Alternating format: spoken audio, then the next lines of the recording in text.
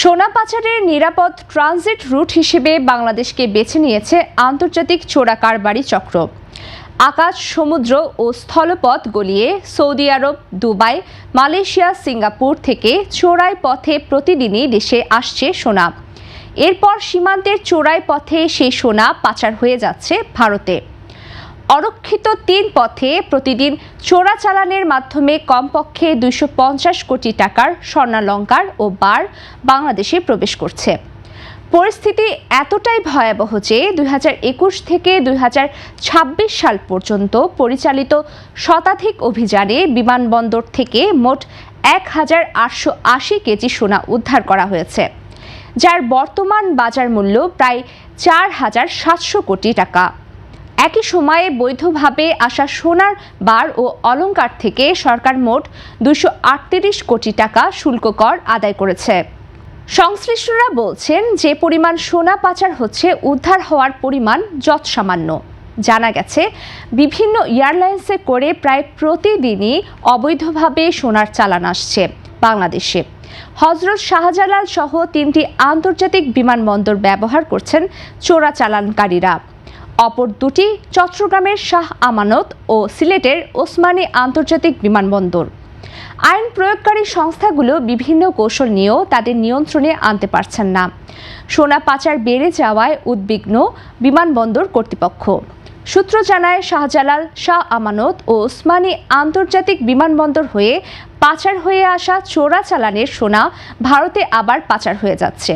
৩ পথে আসা সোনা পাচার হচ্ছে ৮টি সীমান্ত জেলার অন্তত ৯০টি পয়েন্ট দিয়ে।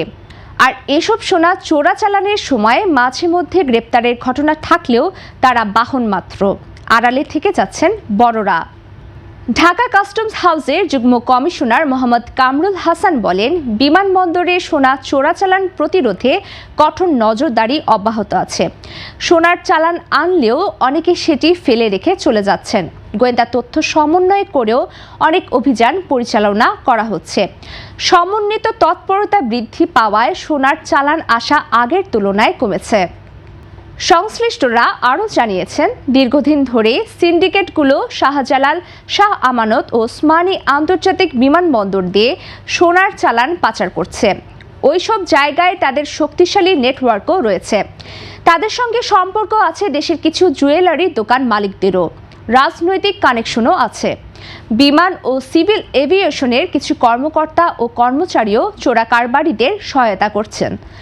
প্রকৃত চোরা কারবারিদের ধারে কাছেও ভিড়তে পারছেন না আইন প্রয়োগকারী সংস্থাগুলো। ফলে বড় চালান ধরাছোঁয়ার বাইরে থেকে যাচ্ছে। কাস্টমস ও আইন প্রয়োগকারী সংস্থাগুলোর কর্মকর্তারা বলছেন, যত সোনা ধরা পড়ছে তার কয়েক গুণ বেশি পাচার হচ্ছে বলে ধারণা করা হচ্ছে। সোনা চোরা চালানে নিত্য নতুন কৌশল ও পদ্ধতি ব্যবহার করা হচ্ছে।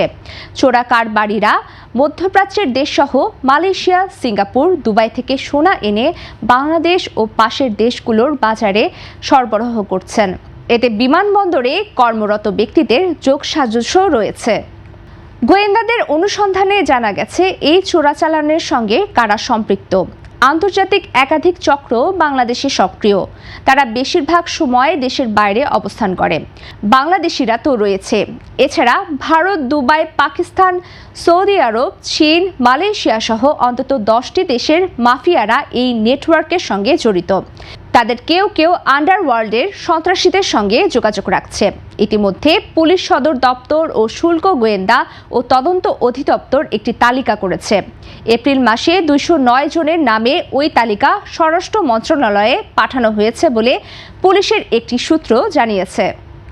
সীমান্ত জুড়ে সক্রিয় 9টি রুটের গোয়েন্দা সূত্র জানায়, বাংলাদেশে চোরাচালান হওয়া সোনার সিংহভাগই আসে মধ্যপ্রাচ্যের বিভিন্ন দেশ থেকে। সবচেয়ে বেশি আসে দুবাই থেকে। এ তালিকায় আরও রয়েছে ওমান, কাতার ও সৌদি আরব। এর মধ্যে দুবাইকে সোনার চোরাচালানের ট্রানজিট হাব বলা হয়ে থাকে। দুবাই থেকে শুল্ক ফাঁকি দিয়ে বড় বড় চালান বাংলাদেশে পৌঁছায় আকাশপথে। মধ্যপ্রাচ্যের পাশাপাশি মালয়েশিয়া ও সিঙ্গাপুর থেকেও উল্লেখযোগ্য পরিমাণ সোনার বার আসে। সূত্র মতে, এসব সোনার বেশিরভাগই দেশে ঢোকে মূলত ঢাকার হজরত শাহজালাল আন্তর্জাতিক বিমানবন্দর এবং চট্টগ্রামের শাহ আমানত আন্তর্জাতিক বিমানবন্দর দিয়ে। বিভিন্ন উপায়ে আনা সোনা বিমান কর্মীদের সহায়তায় বিমানবন্দর থেকে বের করে রাজধানীর নিরাপদ স্থানে রাখা হয়। সেখান থেকে বড় চালানগুলোকে ছোট ছোট ভাগে ভাগ করে পাঠানো হয় যশোর সীমান্তের সিন্ডিকেটের কাছে। এক্ষেত্রে ব্যবহার করা হয় সড়ক পথের দূরপাল্লার বাস, ব্যক্তিগত গাড়ি, রেলপথ, এমনকি কুরিয়ার সার্ভিসকেও। ৩৮ জেলার সীমান্তের ৯০টি পয়েন্ট দিয়ে এসব সোনা পাচার হচ্ছে ভারতে। সীমান্ত সিন্ডিকেটগুলো যশোরের শার্শা উপজেলার কায়বা, অগ্রভুলট, ৫ ভুলট, বেনাপোলের পুটখালী ও দৌলতপুর, চৌগাছা উপজেলার শাহজাদপুর, মাসিলা, কাঠগড়, আন্দুলপোতা ও কাবিলপুর সীমান্ত দিয়ে ভারতের পশ্চিমবঙ্গের বনগাঁ এবং উত্তর ২৪ পরগনার এজেন্টদের হাতে পৌঁছে দেয়। সর্বশেষ যারা ভারতের চোরা কারবারিদের হাতে সোনা তুলে দেন তারা সীমান্ত সংলগ্ন গ্রামের বাসিন্দা। তথ্যমতে দুবাই থেকে ঢাকা হয়ে যশোর সীমান্ত দিয়ে ভারত, এটি হলো সোনা চোরাচালানের প্রধান রুট। সূত্র জানায়, সোনা ঢাকা থেকে যশোর সীমান্তে পৌঁছাতে ৩-৪ বার হাত বদল হয় সংকেত বা পাসওয়ার্ডের মাধ্যমে। মূলত যে বা যারা ঢাকা থেকে সোনা আনছে সে জানে না সীমান্তের ওপারে কাকে বা কাদের এটি দিতে হবে। আবার যে বা যারা সীমান্ত পার করছে সেও জানে না ঢাকার মূল মালিক কে বা কারা। মাঝপথে ২-১ জন ধরা পড়লেও সে আগের বা পরের কারো তথ্য দিতে পারে না। এই জটিল কৌশলের কারণে মূল হোতারা সবসময় থেকে যায় ধরাছোঁয়ার বাইরে। ভারতে সোনার উপর উচ্চ আমদানি শুল্ক থাকায় সেখানে সোনার দাম মধ্যপ্রাচ্য ও বাংলাদেশের তুলনায় অনেক বেশি। এই শুল্ক ফাঁকি দিয়ে মুনাফা লাভের উদ্দেশ্যে চোরাকারবারিরা বাংলাদেশকে সেফ ট্রানজিট হিসেবে ব্যবহার করে। সোনা চোরাচালানের দায়ে আটক বাহকদের বিরুদ্ধে সাধারণত কাস্টমস অ্যাক্ট এবং বিশেষ ক্ষমতা আইন ১৯৭৪ এর অধীনে ফৌজদারি মামলা দায়ের করা হচ্ছে। বাংলাদেশের আইন অনুযায়ী সোনা চোরাচালানের সর্বোচ্চ শাস্তি মৃত্যুদণ্ড এবং যাবজ্জীবন কারাদণ্ড হলেও মাঠ পর্যায়ের বাহকরাই কেবল গ্রেপ্তার হচ্ছে। মূল অর্থায়নকারী বা সিন্ডিকেটের গডফাদাররা সব সময় আড়ালে থেকে যাচ্ছেন। উপযুক্ত তথ্য প্রমাণ ও সাক্ষীর অভাবে অনেক সময় মূল হোতাদের আইনের আওতায় আনা সম্ভব হচ্ছে না।